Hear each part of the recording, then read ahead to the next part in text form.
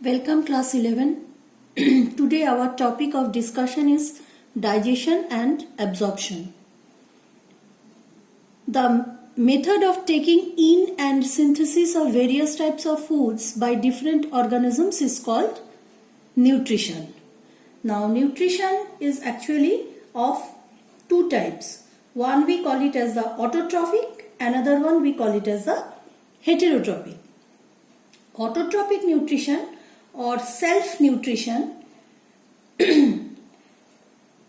is solely the unique characteristics of green plants which can trap sunlight by the pigment chlorophyll and perform the process of photosynthesis. That is, organisms, they can prepare their own food. Now, heterotrophic mode of nutrition, here all other animals, including the most rational animal, that means the human beings, they undergo this type of nutrition in which they directly or indirectly depend on autotrophs for food. Now nutrition, it occur in following steps. First one is the ingestion. Ingestion is actually taking the food in buccal cavity through mouth. Now depending upon the nature of the food, it is cut into pieces either by the incisors or canines. Incisors or canines are the types of teeth we are having. In the mouth, the food is then chewed to break it into small pieces and mix it with saliva. Next step is digestion. After digestion, the step is absorption. Next is assimilation, and last is the egestion. Now see here, it's a summary of digestion in various parts of the human alimentary canal. Now digestion, it involves actually splitting of food molecules by hydrolysis into smaller molecules that can be absorbed through the epithelium of the gastrointestinal tract. Now region, the first digestion occur in mouth. Mastication means chewing the food with the help of teeth. Here secretion is saliva by the salivary glands. Next is enzymes. Enzymes are actually biocatalysts which speed up the rate of the reaction. Now ptyalin is also termed as salivary amylase. Now enzymes, they always have this suffix as ASE.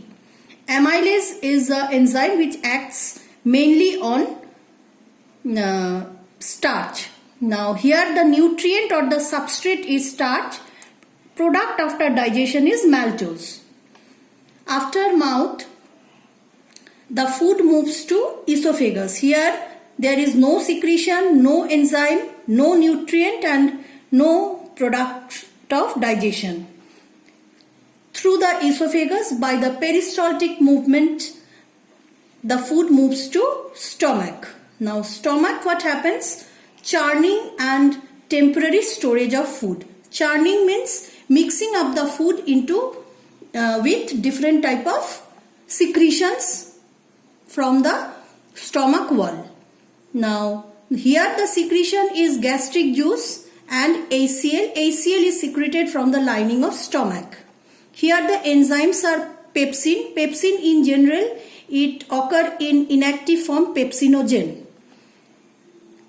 The substrate is protein, product is polypeptides.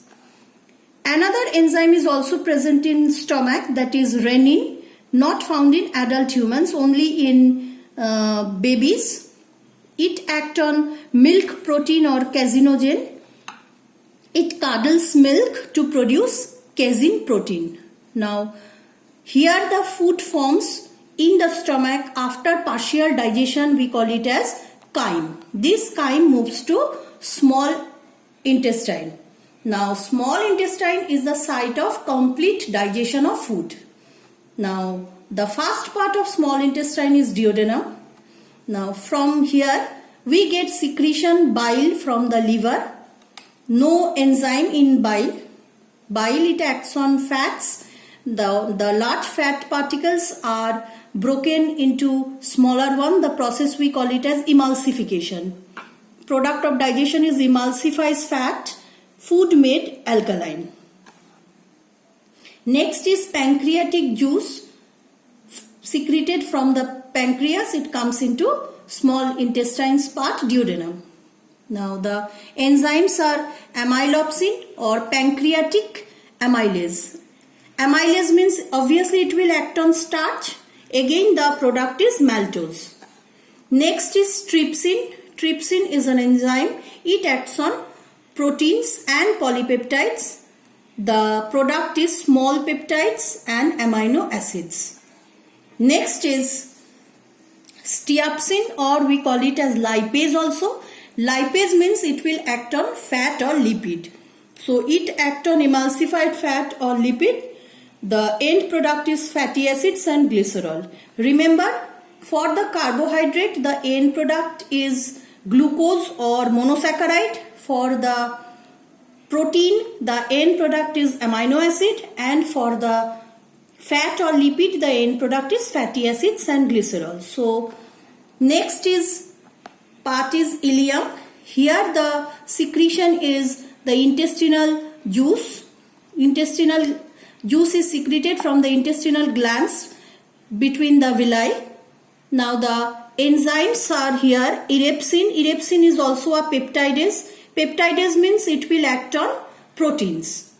Maltase, sucrase, lactase and lipase. Now as the name suggests, erepsin, it will act on proteins and peptides, convert it into amino acids. Maltase, it acts on maltose, converting it into monosaccharide or glucose. Sucrase, it acts on sucrose, convert it into glucose plus fructose. Lactase acts on lactose, converted into glucose and galactose. And lipase, it acts on fat, gives fatty acids and glycerol. Now next, the large intestine.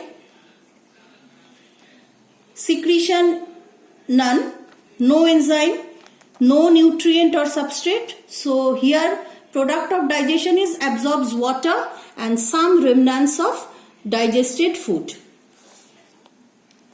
Now one of the part of large intestine is rectum. Here also no secretion. What's the function only?